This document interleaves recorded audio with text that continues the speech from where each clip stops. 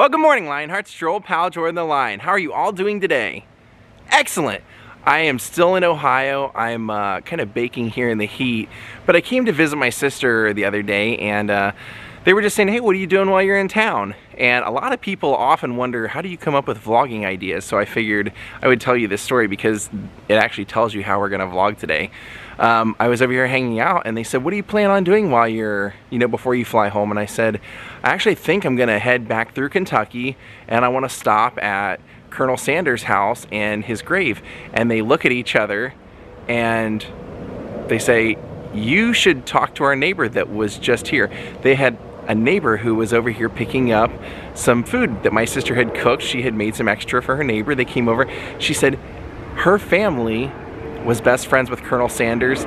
She has one of his canes, a chair that he sat in, and a whole lot of other things. She'd probably tell you some stories. So guess what we're doing today? We're gonna hang out with Pam and we're gonna hear some classic Colonel Sanders stories. Daze with Jordan the Lion begins now. Well, hello Pam. Everyone that is watching this is Pam. And Pam kind of let me in on a little secret that her family had an interesting relationship with the great Colonel Sanders of Kentucky Fried Chicken fame. Now, Pam, how did you guys end up getting to know the Colonel and his wife Claudia? I went to school in Southern Kentucky my freshman year of college, and my family just fell in love with Kentucky. So my dad wanted to go down to Colonel Sanders' restaurant that was called the Colonel's Lady, and it was on the same property as their home. And he said, we're a small family business too, and that's how the Colonel started out. Your family had a small, what kind of business? We made our own ice cream and our own chocolates, and we were in business for 60 years here in Dayton. And I found out from you, when I asked you where it was located, I found out I actually had gone when I was a little kid. I had ice cream there. Yeah. It was a fun place. My parents owned it for 43 years and I owned it for 17. That's so great. It was, all the kids grew up, my niece and nephews and my kids, and everybody grew up. Yeah. There. It was fun. And that was kind of what led you to the Colonel, wasn't it? Yes, because Dad said, well, we're going to go down to the Colonel's Lady to eat. He said, let's take the Colonel some of our ice cream. That he might enjoy that, because we're a small business, and that's how he started out.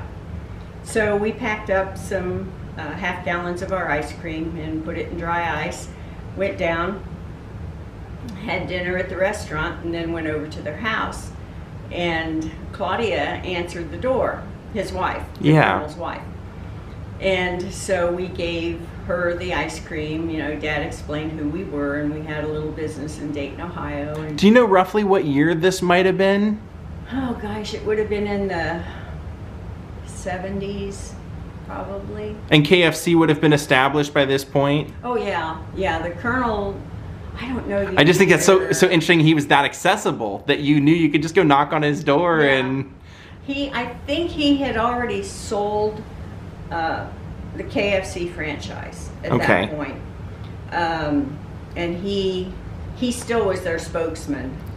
So he wasn't home at the time, but of course he was out probably making a commercial or who knows. Workaholic, wasn't he? Yeah, he was.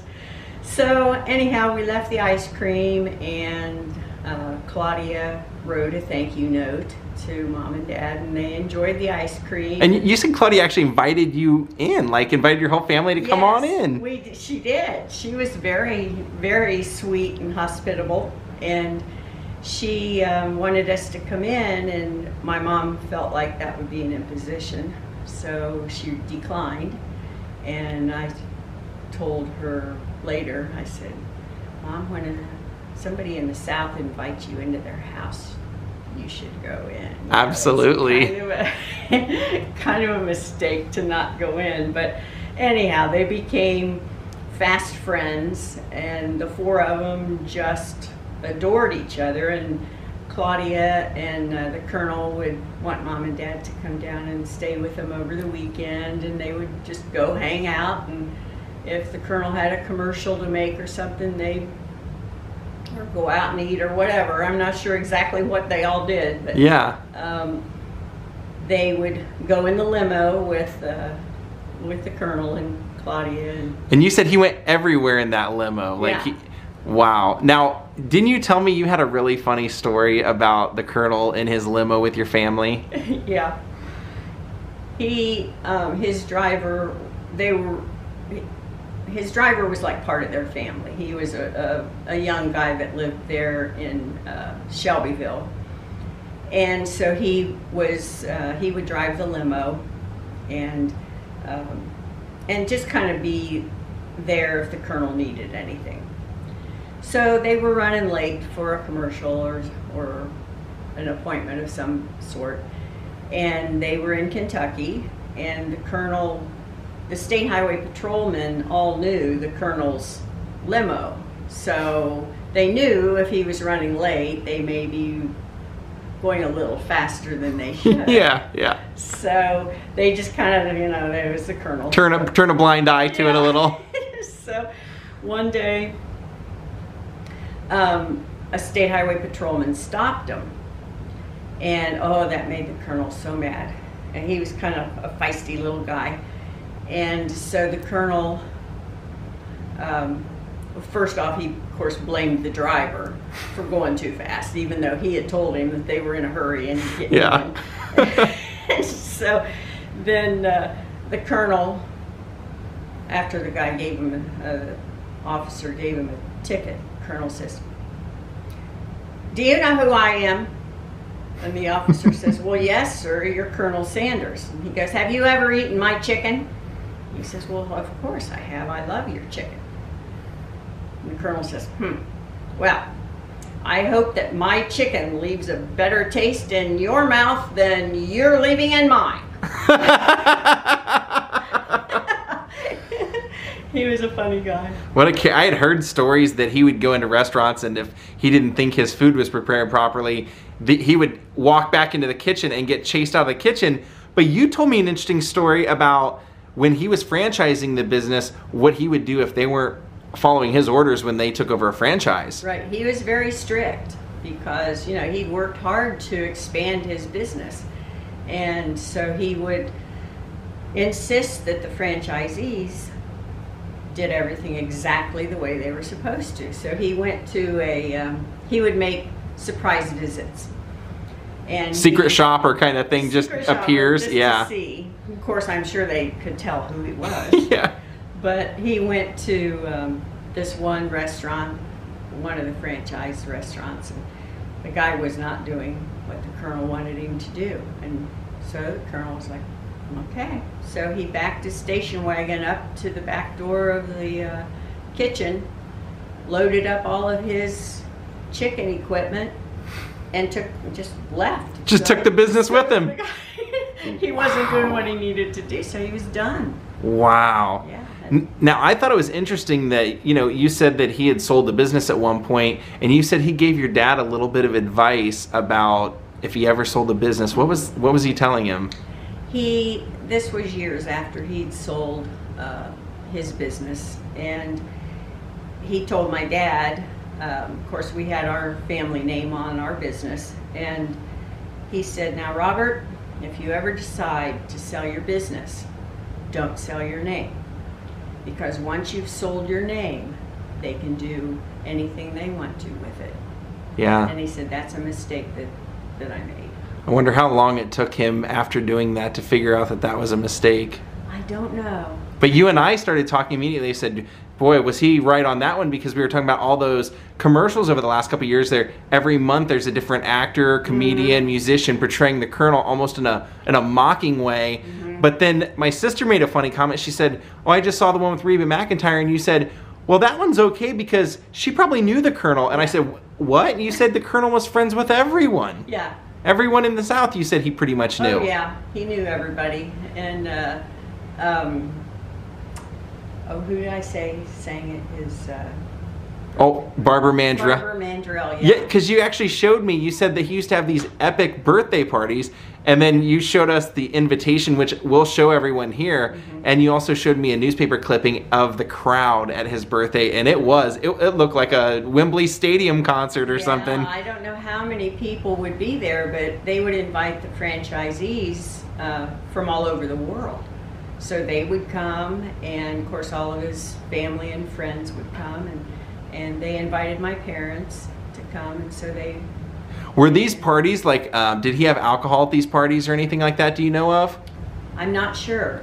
Except for the eggnog, Except for the eggnog. Tell us that eggnog story, that's great. I guess he did drink, didn't he? We made our own eggnog drink. And Your family, yeah. My family, yeah. At our business, and we'd sell it around the holidays. And the Colonel loved my dad's eggnog drink. So when Mom and Dad would go down to see him, they would take him some eggnog. And my Mom and Dad were strict teetotalers. Yeah. And so the Colonel had his glass of eggnog there, and he was, he was actually, well, I don't know. I don't think he was in the hospital at that time. He called his wife Claudie, and he said he had his eggnog there, and he says, "Now, Claudie, go get my little box of spirits." So she brought a shoebox that had those little bottles that you get on the airplane. That's hilarious. In the shoebox. And so the Colonel was looking through the bottles, deciding which one he would put in my dad's eggnog. And my dad says, "Now, Colonel, you're not going to ruin my good eggnog with alcohol, are you?" And the Colonel says, "You never know, Robert.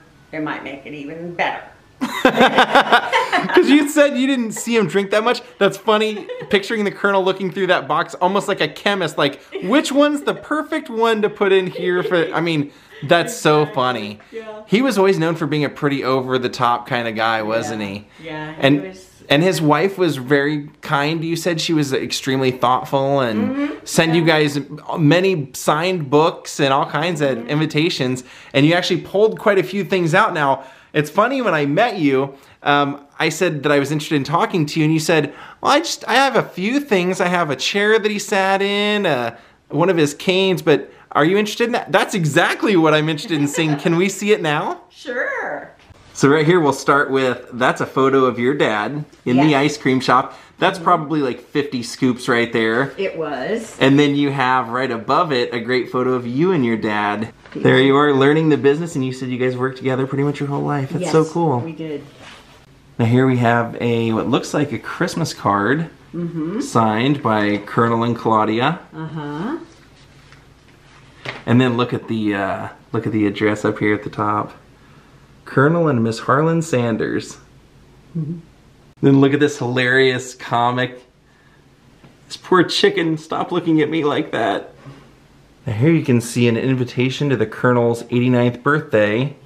And then up here it says, "You are cordially invited to attend a special cruise on the Belle of Louisville and the Bonnie Belle to celebrate the 90th birthday of Colonel Harlan Sanders." So they were invited to both 89 and 90. And it says it was September 6th, 1980, River Road and 3rd Street. And then it says cake, ice cream, coffee, and soft drinks will be served on board. So as I opened up the 89th birthday, this is the schedule of all the events. Look at that. Look at all the events that they're having in honor of the Colonel. They even have a map to get you around the property. Buggy and carriage display, nice. Over here he has a map of the property.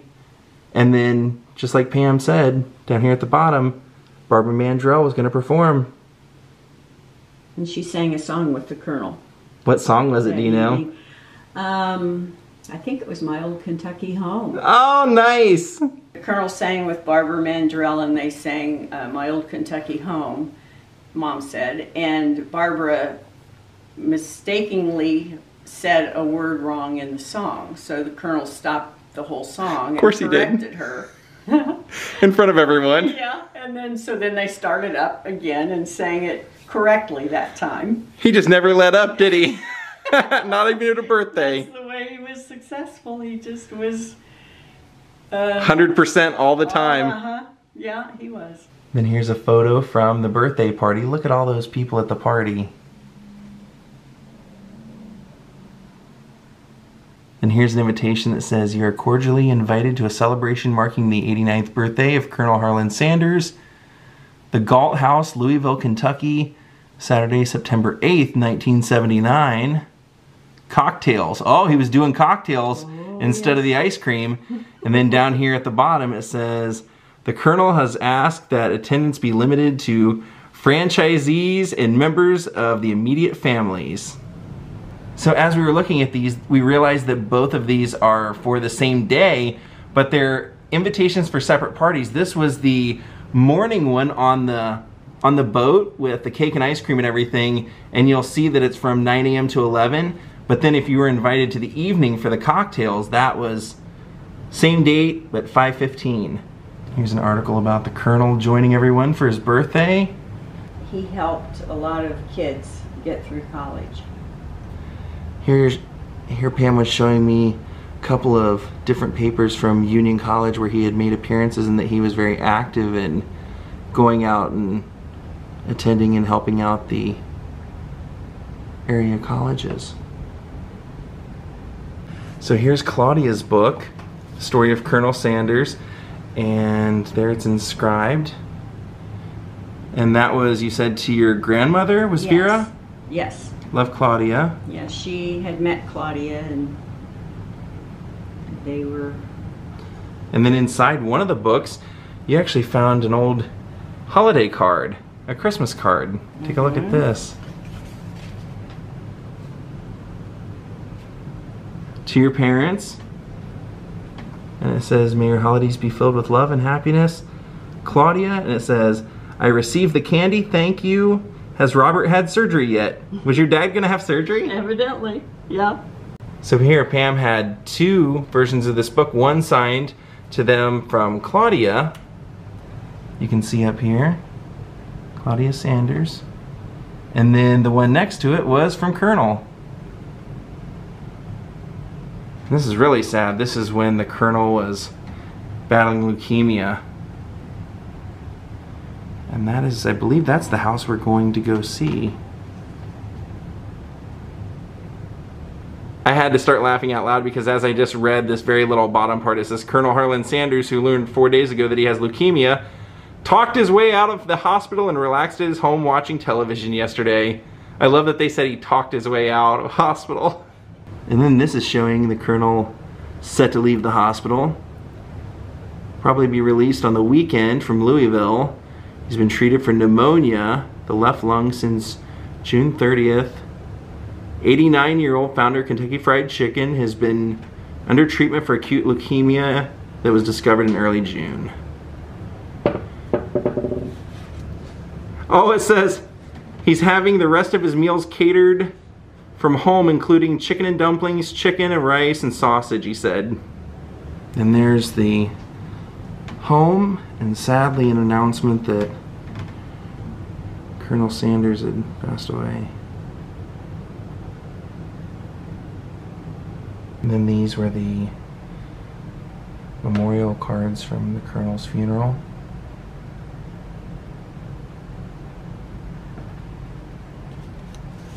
$1980. Oops.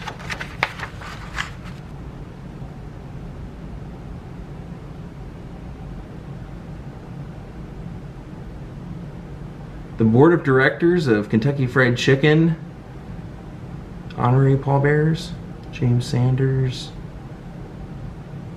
And this shows that expected 10,000 visitors when he passed away. Now this is one of the more interesting things I've ever held in my hands. One time when Pam was over visiting, they said, "Why don't you go ahead and take one of the Colonel's canes?" She got to go over and choose, and this is it. Look at that.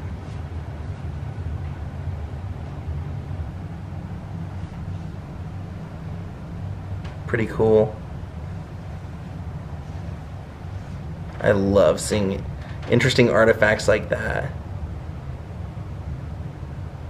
And the fact that I get to hold it, how cool is that? One time the Colonel came here to my parents' This home. house? Yes, this house. And visited with them for a little while, and that's the chair. I'll show you the chair that he sat in while he was here. And after they visited for a while, they went to leave, and the Colonel was in the limo. And Mom said the limo was here in the driveway and it stopped. And the back window rolled down. The Colonel was there. And Mom went out. She says, "What's the matter, Colonel? Is everything okay?" And he goes, "Yes, but you forgot to kiss me goodbye." so she had to give him a kiss on the cheek. Goodbye. That's great. Wow, and I love that cane. How many different canes did he have in that collection, would you guess? Because you said they just let you choose whichever one you wanted. Yeah, there were quite a few there by the front door. Per occasion, he just had a different cane every time. I guess he would just pick one out and use that one. Let's go look at that chair. Okay. If there were ever a chair that anyone could ever tell me that Colonel Sanders sat in, that I would believe, it's this one. That just looks like it screams Colonel Sanders sat there, doesn't it? You can just see that white suit. And what's funny is, Pam actually said she's going to get this reupholstered, and I said, hey, I have a friend named Scott Michaels who loves the Colonel, and he has a museum of odd artifacts and things like that, collects that kind of stuff. Can you save some of the fabric for him? So Scott, I'm thinking of you. You're actually telling me kind of an interesting story that the Colonel, and if a lot of people don't know, he didn't really start his chicken franchise until he was 65. Mm-hmm. And he started it in Corbin, where I had passed through. Everyone saw me pass through here on a vlog a couple days ago, but you said he got it all going there, and he had like a gas station type deal there? Mm-hmm. He had a little restaurant. That was his first restaurant where he started making, you know, his chicken and stuff. And of course, he hadn't franchised anything at that point. He had just had a little restaurant. And it's in Corbin, Kentucky on 25E, I believe. And there's a museum there now. Yeah. And so he had a couple of gas pumps out front. And that's crazy. I wonder what at the age of 65 made him want to start a business getting into food service like that. Well. And for a lot of people that don't know, he's responsible for Wendy's. He was the guy, he helped Dave Thomas. Mm-hmm. Dave Thomas worked for him, and then Dave funded him to start Wendy's. So I mean, he has a big history that maybe a lot of people don't know of. Mm-hmm. He did a lot of odd jobs as he was, you know, throughout his life. He worked for the railroad for a while, and he was a very, very young man when he was on his own. Right. You told me he was kicked out of his house. Can you mention a little of that story, just so people know, you know, this cultural icon everybody sees as they drive around every day, may not know. He was rich. Yeah. He was not at all. I don't know the background much of what happened, but his mother had remarried, and his stepfather didn't want to mess with raising her two boys. Yeah. So I think the Colonel was maybe 8 or 10. He was very young, and his brother was younger than him. And the stepfather kicked him out. Yeah. And so the Colonel walked his little brother to their uncle's house and asked if his uncle would raise his little brother. Yeah. And he did. And so then the Colonel was on his own at like 10 years old. Yeah. He worked for the railroad. He just did anything he could to... Which explains why he was such a hard-nosed guy when it come to following his orders for what he had created, because he worked hard to get there. He did. He worked very hard to get it. Pam, thank you so much for sharing all this, sharing the stories of the Colonel. And a couple days we'll be there. Everyone will be watching, and we'll get to go see that house that you and your family went to visit. Yeah, thank you for sharing all that. Well, thanks. It's been a pleasure. I've really enjoyed it. Thank you so much. All right, what a great time with Pam, right? Great stories. I can't wait for you guys to get to see the Colonel's house here in a few vlogs. But we are not done today. I actually had to head down to Cincinnati. I gotta pick up somebody at the airport. Got a little surprise for you guys. All right, we have made it to, well, even though it's Cincinnati International Airport, CVG, It's in northern Kentucky. So we're in Kentucky at the Cincinnati airport to pick up my guest. They were flying in from Atlanta, so looks like they've arrived. Good guess, but not the guest that we're here to pick up. Found the welcome point, that's what we're looking for. Brought this person some flowers.